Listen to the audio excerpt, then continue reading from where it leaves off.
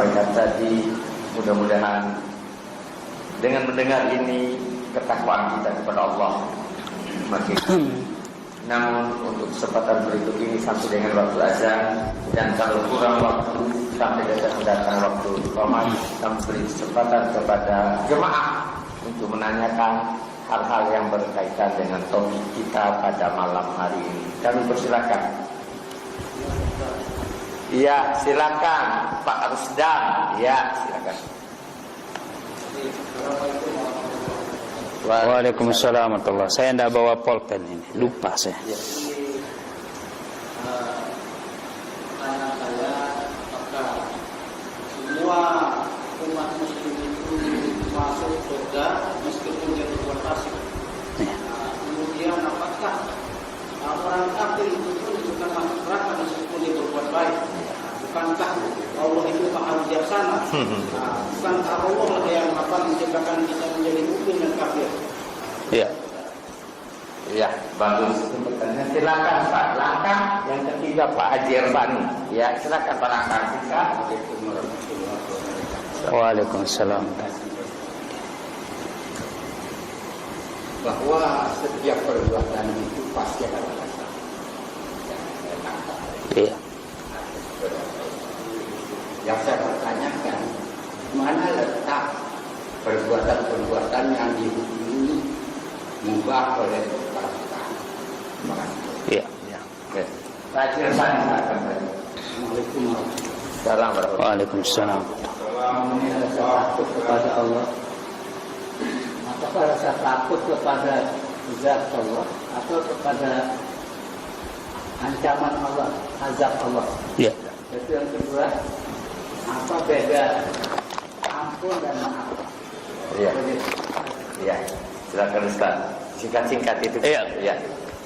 Bismillah, alhamdulillah, wassalatu wassalamu ala rasulihi wa ala alihi wa sahbihi wa mawalahu wa ba'du.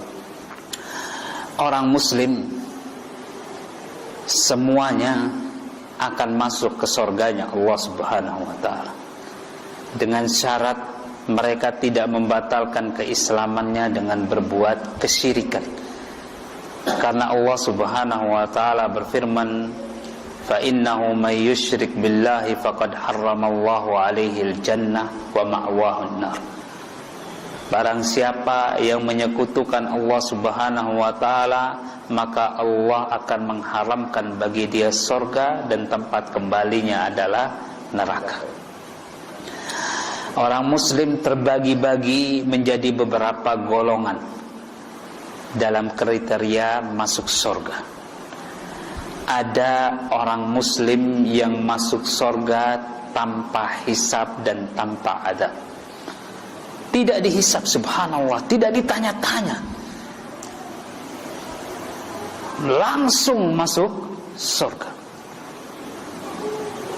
Seperti misalnya kalau tamu kehormatan presiden misalnya datang berkunjung ke negara lain, mana ada presiden yang lewat imigrasi, lewat pemeriksaan, lewat ini, tidak ada.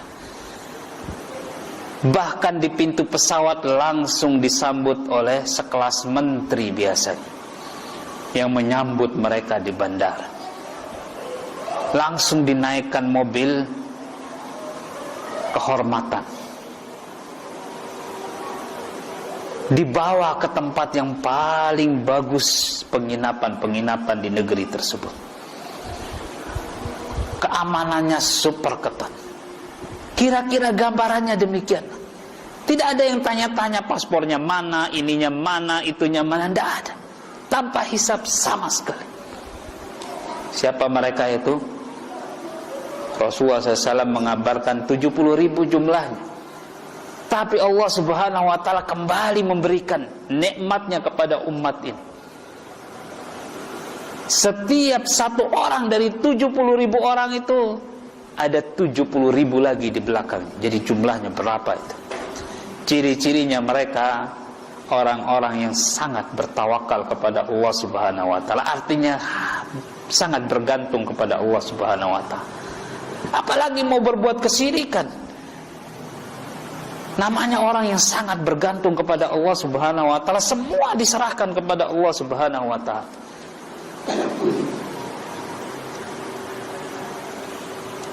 Ini orang yang paling top dari kalangan kaum muslim.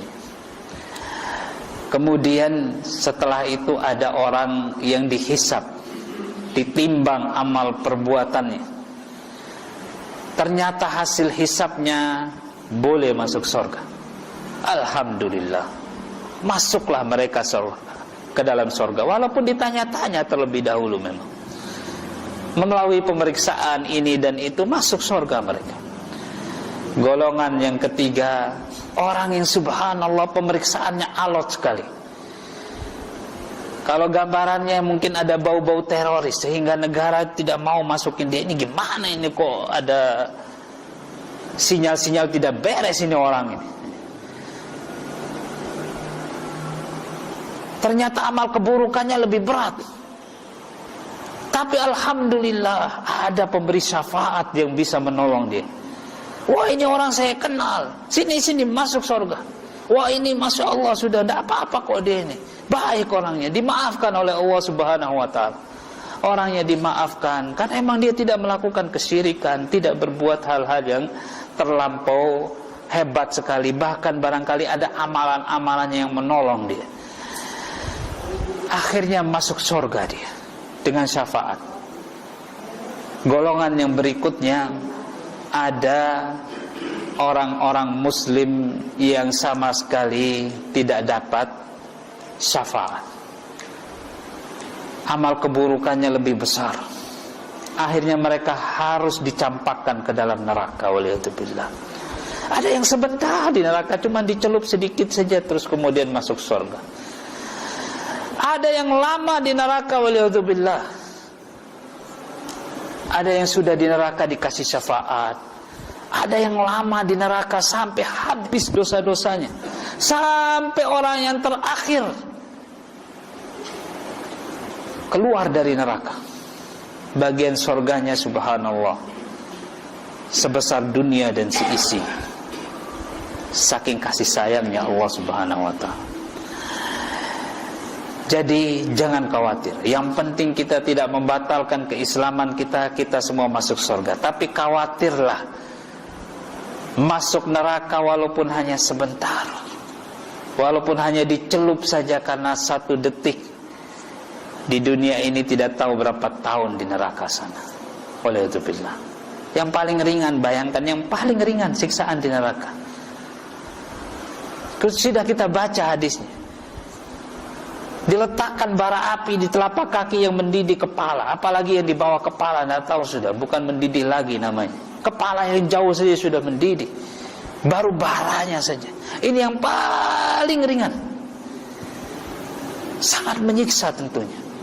Ya kita berharap kita jadi orang yang golongan yang nomor 1 tadi itu. Semua kita lah jadi orang yang masuk surga tanpa hisab, tanpa azab sedikit pun, langsung masuk surga. Kemudian masalah orang kafir.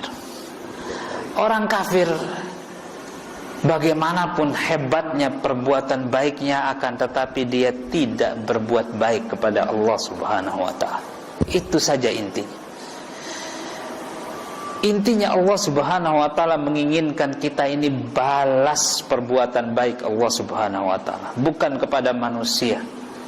Bukan kepada manusia saja, tapi kepada Allah Subhanahu wa ta'ala yang telah menciptakan dia, yang telah memberi dia rezeki, yang sama sekali tidak bisa dibalas dengan apapun oleh manusia itu.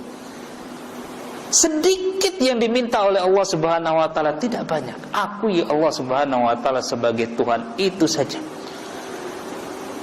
Itu saja, tidak ada yang lain. Niscaya dia akan masuk surga. Apa yang sedikit ini berat untuk manusia?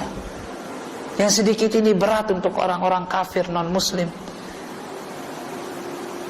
Walaupun dia tidak sholat, tidak zakat, tidak puasa, yang penting dia tidak menyekutukan Allah Subhanahu wa ta'ala, masuk surga. Masuk surga. walaupun lama di neraka masuk surga. Apalagi dia punya kebaikan yang banyak sekali, tapi tiket masuk surga itu akui Allah Subhanahu wa taala sebagai Tuhan. Itu saja yang diminta oleh Allah Subhanahu wa taala. Akui Rasulullah SAW sebagai Nabi, selesai sudah. Oleh karena itu Rasulullah SAW berkata kepada paman beliau, pamannya subhanallah luar biasa, pasang badan supaya Rasulullah SAW tidak dibunuh oleh orang-orang musyrik. Bayangkan kalau tidak ada pamannya, kita tidak tahu bagaimana nasib Rasulullah SAW. Pamannya Rasulullah SAW kalau diceritakan di Sirah Nabawiyah itu luar biasa. Tidak ada yang sehebat perjuangan paman Rasulullah SAW. Azan dulu kelihatan. Iya, kita azan dulu. Menarik sekali, nanti kita lanjutkan. Berkolah.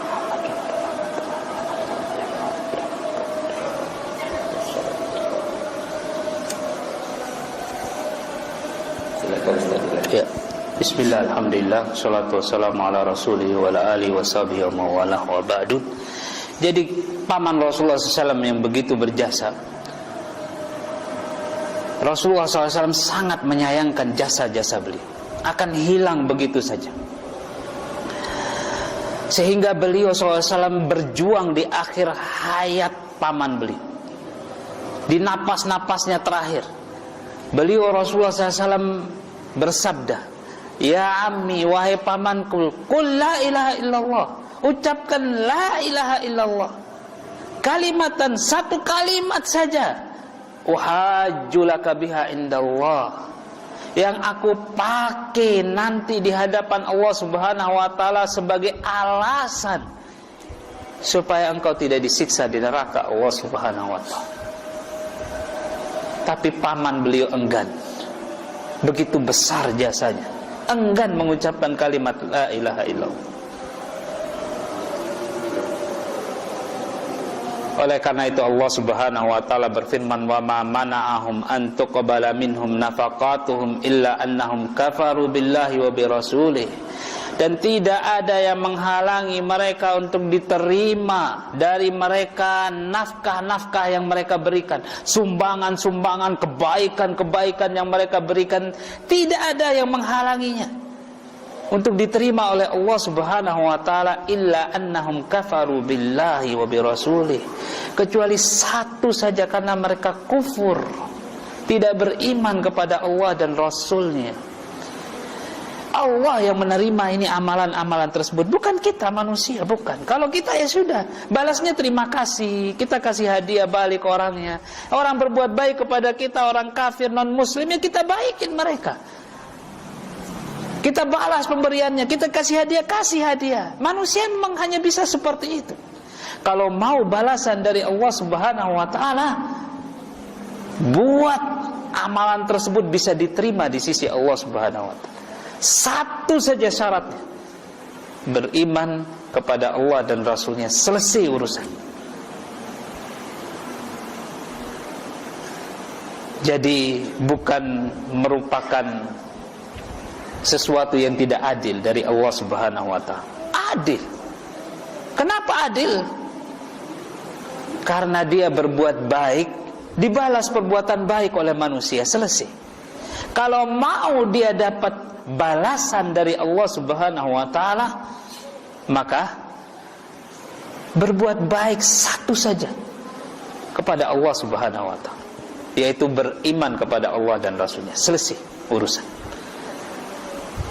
Dan juga apa yang selama ini mereka berikan kepada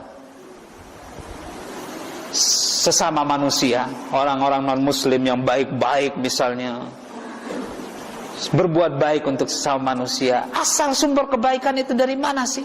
Dari Allah Subhanahu wa taala. Uang yang mereka dapat dari siapa? Dari Allah Subhanahu wa taala. Bukan sesuatu yang baru yang mereka bisa simsalabim, saya dapat, bukan dari Allah saya kasih untuk kamu. Bukan. Itu dari Allah Subhanahu wa taala. Jadi bukan sesuatu yang hebat-hebat amat. Namun demikian kita akui, kalau mereka berbuat baik, kita balas perbuatan baik. Kalau mau dibalas oleh Allah Subhanahu wa taala, satu kuncinya berbuat baik kepada Allah Subhanahu wa taala, satu saja, yaitu beriman kepada Allah dan Rasul. Wallahu ta'ala alam, barangkali demikian. Dan itu memang sudah keputusan dari Allah, kita tidak bisa ganggu gugat. Dan itu adalah keadilan dari Allah subhanahu wa ta'ala, dan dialah yang maha adil. Kemudian yang berikutnya tentang kedudukan sesuatu yang mubah. Kita semua mengenal bahwasanya agama kita ini terdiri dari 5 hukum untuk setiap amal-amal perbuatan yang kita kerjakan. Ada yang wajib, ada yang sunnah, ada yang mubah, ada yang makruh, dan ada yang haram. Definisinya kita semua hafal. Yang mubah itu yang tidak ada dosa dan tidak ada pahalanya. Boleh dikerjakan, silakan dikerjakan, tidak berdosa dan juga tidak dapat pahala. Jemaah pengajian rahimani wa rahimakumullah. Nanti di akhirat bagaimana sih kedudukannya perbuatan-perbuatan yang mubah ini? Karena sesuatu yang boleh, jemaah pengajian rahimani wa rahimakumullah, yang seperti ini tidak akan menjadi sesuatu yang memberatkan timbangan maupun yang mengurangi timbangan, tidak. Sesuatu yang mubah ya dibiarkan begitu saja oleh Allah Subhanahu wa ta'ala. Hisabnya bagaimana? Hisabnya ya jalan seperti biasa. Ya mubah ya tidak diberikan apa-apa oleh Allah Subhanahu wa ta'ala. Tapi terkadang kita yang bisa memanfaatkan yang mubah-mubah menjadi sebuah ibadah, dapat pahala di baliknya. Seperti misalnya makan, itu perbuatan yang mubah. Tapi kalau niatnya untuk memperkuat fisik kita untuk beribadah kepada Allah Subhanahu wa ta'ala, kemudian makan itu bisa menjadi mendatangkan pahala untuk kita. Hal-hal yang mubah bisa mendatangkan pahala, tergantung dari niatnya.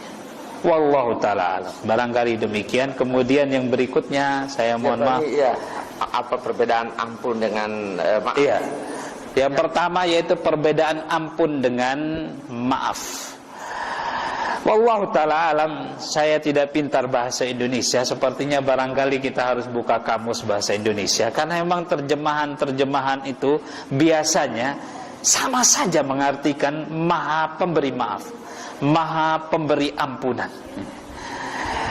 Atau barangkali saya tidak tahu kalau perasaan kita kalau mohon ampun itu kepada orang yang atau zat yang lebih tinggi dari kita, barangkali dari kekuasaan dan sebagainya, itu kita mohon ampun.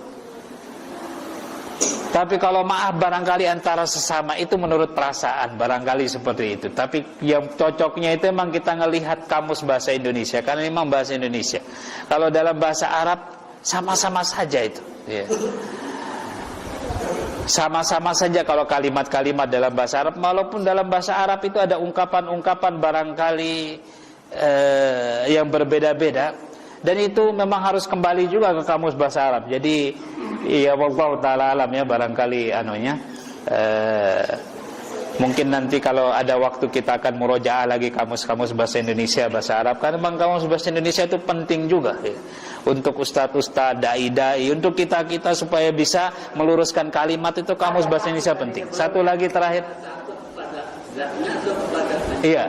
Kemudian yang berikutnya tentang rasa takut kepada zatnya atau kepada makhluk ciptaan Allah Subhanahu wa ta'ala. Jadi kepada siksanya, kepada siksanya, ya. Kepada siksanya. Jadi jemaah pengajian rahimani wa rahimakumullah, rasa takut itu yang pertama yang kita bangun, yaitu kepada zatnya Allah Subhanahu wa ta'ala, kepada Allah Subhanahu wa ta'ala. Kemudian dari situ kita mengetahui bahwasanya Allah Subhanahu wa ta'ala menciptakan siksaan untuk memberikan hukuman. Karena itu dari Allah Subhanahu wa ta'ala maka kita takut juga akan hal tersebut. Jadi bukan merupakan sesuatu hal yang bertentangan, seperti sorga dan pahala dan rahmat Allah Subhanahu wa ta'ala. Sorga itu adalah bentuk rahmat Allah Subhanahu wa ta'ala. Kita diminta untuk berlomba-lomba mencari sorga Allah, mencari rahmat Allah, mencari ridho Allah Subhanahu wa ta'ala. Sesuatu yang satu. Begitu juga dengan yang namanya takut siksaan Allah. yang diciptakan oleh Allah dalam bentuk neraka, itu juga termasuk takut kepada Allah Subhanahu wa taala, kepada zatnya Allah Subhanahu wa taala. Wallahu taala alam. Demikian barangkali kita cukupkan sampai di sini. Semoga Allah Subhanahu wa taala menjadikan kita orang-orang yang selalu bertakwa, yang selalu takut kepada Allah Subhanahu wa taala, selalu berharap sehingga kita semua dikumpulkan di surganya Allah Subhanahu wa taala kelak. Wa akhiru da'wan alhamdulillahirabbil alamin. Subhanakallahumma rabbana wa bihamdika asyhadu an la ilaha illa anta astaghfiruka wa atubu ilaik. Wassalamualaikum warahmatullahi wabarakatuh.